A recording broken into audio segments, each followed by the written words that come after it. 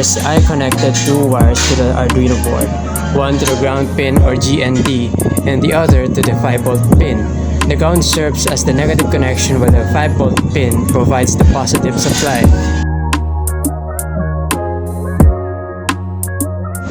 Next, I connected the LED. The LED has two pins, the long pin and the short pin. The long pin is the positive side called the anode, and it should be connected to the 5 volts or the output pin. The short pin is the negative side called the cathode, and it should be connected to the ground. After identifying the pins, I connected the wires to the respective pins on the Arduino board.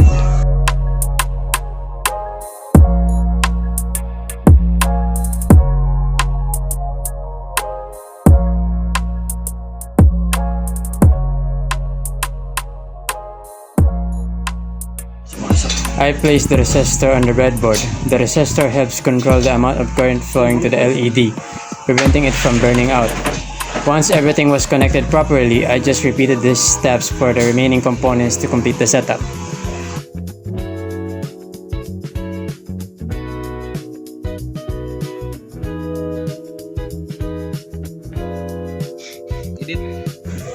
After placing the button, I connected the first wire from one leg of the button to pin 2 on the Arduino.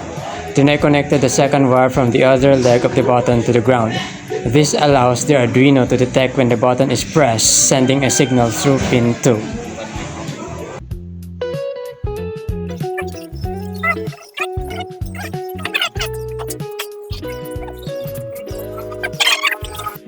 And this is our finished spaceship interface project.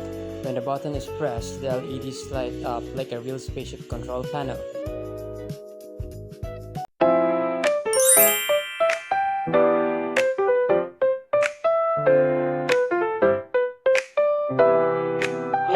For our next project, we made a love-o-meter using Arduino. I placed the temperature sensor on the breadboard. This sensor detects the temperature around it and sends the data to the Arduino. After placing the sensor, I connected the 3 wires. The first wire goes to the 5 volts for power. The second wire goes to the GND or ground. And the third wire goes to the analog pin A0 to send the temperature signal to the Arduino.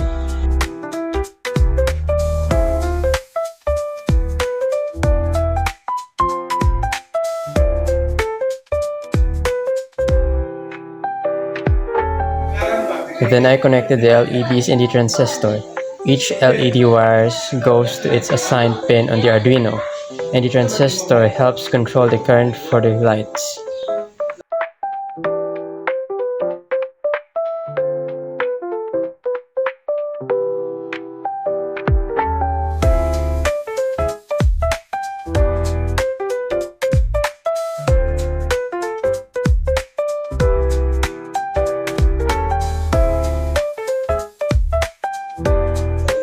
I just repeated the same process for the other LEDs and connections until the setup looked like this.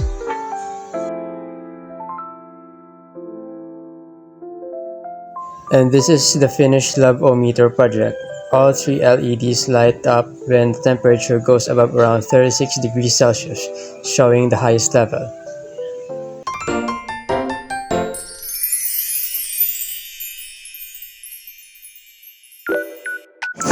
For our next project, we made a color mixing lamp using Arduino. We connected the wires for 5 volts and GND or ground, same as in the previous project. We placed the RGB LED on the breadboard. Then we added 3 transistors, one to each color pin of the LED.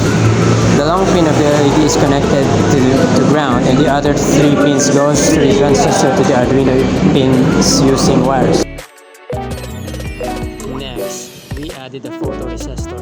It detects the light around it and adjusts the brightness or color of the lamp depending on how bright or dark the surroundings are. Then we continued connecting the yellow wires from each color pin of the RGB LED to the respective Arduino pins. This lets the Arduino control the red, green, and blue lights individually to mix different colors.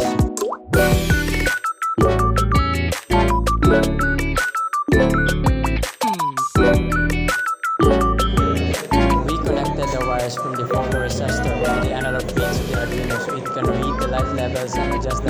color or brightness.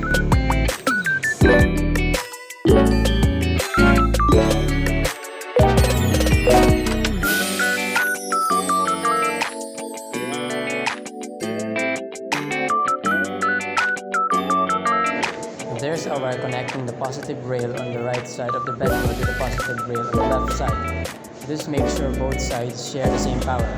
Then from this positive rail, we connected 3 wires going to the columns where the RGB LED pins are in line to supply power to each column. Now, we upload the code to the Arduino using the Arduino IDE. Let's select the board and port and press upload and the program runs, controlling the LEDs and buttons just like we set up. And this is the finished color mixing lamp project.